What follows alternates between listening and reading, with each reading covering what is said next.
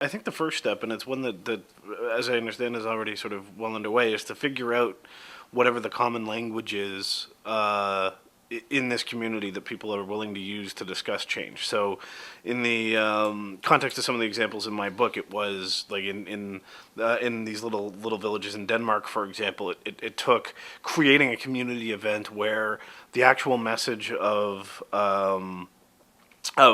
shifting to a carbon neutral economy was completely secondary. So on the island of Semso, it began with meetings at the village inn that were already scheduled to discuss liquor licensing because that was an important local issue. Or in a couple of instances, they bought like an old industrial apple press because everyone has apples on their property and said, "Oh, bring your apples. It's harvest time. We'll press your apples into juice and then we'll discuss the problem." So there was sort of a carrot and stick of sorts, and I think that's really key. I couldn't tell you exactly what that device is for Eden Mills, but I think that there has to be one, something that is pretty universal in terms of local interest and local concern. You have a really good community space to meet in, and it's really a question of figuring out what is it that will sort of speak to everyone. And it may not be come together for a meeting to talk about carbon neutrality. It might be some sort of community-minded event that just gets everyone together, and this can be a part of it. And I get the sense that conversation's actually coming along quite nicely here. If there's a nearly universal language for talking about this shift to sustainability, to a low-carbon lifestyle, that proves that has proven maybe more widely applicable than the sort of altruistic moral kind of imperative. It's a simple matter of cost, of sort of enlightened self-interest, that we're moving into an era of energy scarcity, of pretty steadily increasing conventional energy prices, and that it's sort of, it's responsible and prudent and advantageous to shift as soon as possible to a lower carbon lifestyle, basically because you don't want to be susceptible to oil and gas prices for your quality of life. You want to move past that. So that's a pretty universal one, and one that really, I think there's a tendency when we talk about sort of the environment and the climate and this sort of thing to think, oh, we must be altruistic first of all, and we can talk about these other benefits secondarily. But sometimes these are actually the more universal language. We all want to pay less for to heat our houses, and we all want some sense of security in our own sort of energy future. And there's not much security left in the conventional means, and that message is not as widely known as it needs to be, and that might be where to begin the conversation. There's a lot of different examples of that myth making coming along, and one really great one actually that has had success both in California, particularly in the San Francisco area, and also in parts of England, has been a return to this sort of, in England it would be called the Dunkirk spirit, the sort of basically of doing your part for a much larger effort and planting victory gardens and that sort of thing. And so that kind of rhetoric has a certain amount of motivational power, that this is a thing that we are all in together and we all must do our part. I think there's a little bit too much emphasis on sacrifice in that version of it, and I think that there, some of the cruder mythology of our time, which is mass marketing, sits there untapped. If you think about what works in terms of mass marketing, what are most media messages? If you boiled them down, what do you get? Things are new. This is the way to go. Here comes the future. You want to be young and in touch with the times and alive. That's a lot of what we say in mass marketing, and a lot of what we're talking about when we're talking about shifting to a sustainable lifestyle is in fact exactly that, is preparing for the future, being part of at the front of this new wave, and using that language rather than the idea of sacrifice, because I think people already associate being green with sacrificing, and I don't think that's necessarily the case here. I think we're talking about preparing for the 21st century economy and the 21st century reality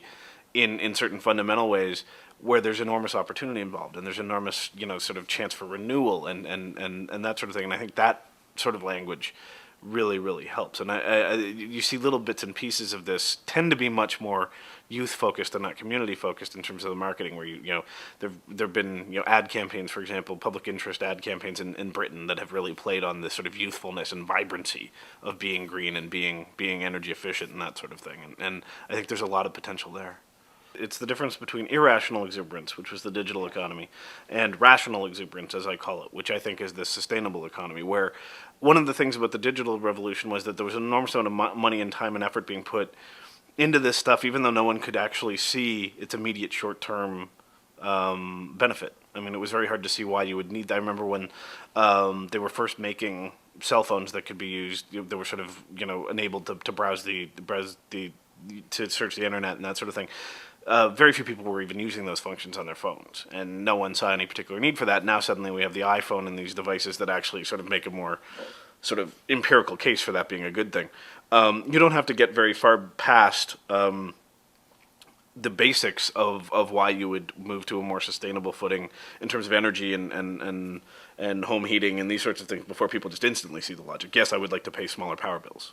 I would like to reduce my overall heating cost. I would, like these things inherently make there's such an inherent logic to them that really the only major shortcoming at this point is a sense that they are not ready for market, which is not true, and a sense that they are expensive and unwieldy, which is increasingly no longer true. And this is what you see happening in places that have really run hard ahead in embracing this stuff, is that it very quickly overcomes a lot of the opposition to it because it makes so much logical sense. California's a great example of this as an American state that's really leading on solar energy, for example. And one of the things that happened very quickly there is that companies moved in that recognized a market opportunity that was completely untapped, and no one had really even thought about what a solar panel looks like, how long it takes to get one on your roof, how it is you go about doing it. Now there are companies in place that literally, I mean, one of them was working out of a guy's garage in 2001 and is now a $30 million a year company. And what do? They, you call them up, you say, I think I might like some solar panels. They come the next day, there's a free assessment. They say, here's what the cost of the system would be, here's the rate of return on it, here's when it would pay for itself, do you want it? Sign the dotted line and it's on your roof before the end of the week. And they're sleek and they're elegant and all that. That's a level of, this is what the free market actually does well. If you set the base conditions properly, someone will figure out a way to sell something that people want. And this is a thing that people want, and there's just not enough people selling it to them. So I think there's an enormous potential for people to get really, really excited about this. Yeah, the communities that have really done well in the early stages, and a lot of them were working in much more what you could almost call vacuum conditions than I think you are here in Eden Mills, because they were beginning this process before it was common knowledge that carbon footprints were a problem and had to be reduced. At the very least, you now have a basic general knowledge that is true. If it's not quite universal, it's increasingly common. And in every case, you either had a pre-existing very, very strong community, or one eventually grew up, and it grew up really, as I say, around ritual and myth. And what that meant was that there were community institutions either created or that were already in place that were sort of put in the employ of this. I mentioned earlier the example of Danish towns where they were very careful when they began talking about renewable energy and moving to a lower carbon footprint and all that sort of thing, to organize those meetings in places where these things were already being discussed, rather than having it be its own special kind of separate otherness in terms of where the meeting took place, how the meeting took place. It would just flow directly from things we were already discussing, and that's really important. And in Findhorn in Scotland is a great example of a community that really did a lot of it's grown around two things. One is a meditation practice that they've developed over the past 30 years as part of their sort of spiritual practice. And the other is really, really hard, like baseline community focus on eating together. In the case of Findhorn, there's a kitchen that is open every day in their community center, and everyone eats lunch together. And most of the big decisions that community makes get discussed around the lunch table before they've ever made it onto the agenda of some official meeting. And I think there's an enormous power in that as well. I think there's a huge, absolutely huge untapped potential in electronic communication for mobilization around any number of environmental and climate issues at every scale. So I think small communities can organize themselves that way. I think entire nations, entire global communities can organize themselves that way. It's enormously untapped. I think that was one of the things that certainly that Barack Obama's campaign demonstrated, was just how powerful that was as a fundraising tool, as a motivational tool, as a way to talk to people and keep them engaged in a process. That was one of the things that his campaign did really, really well.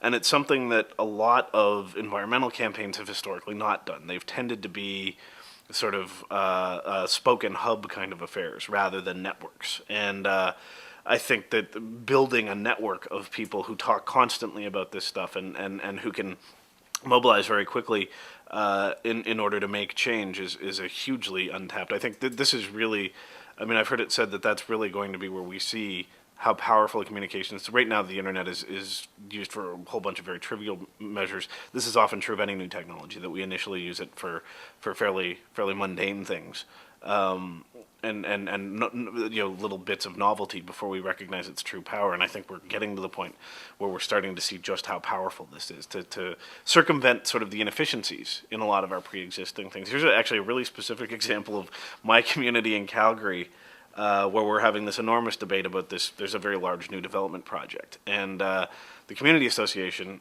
communicates by newsletter and monthly meeting, and they get very low attendance and feel like they are sort of in a vacuum.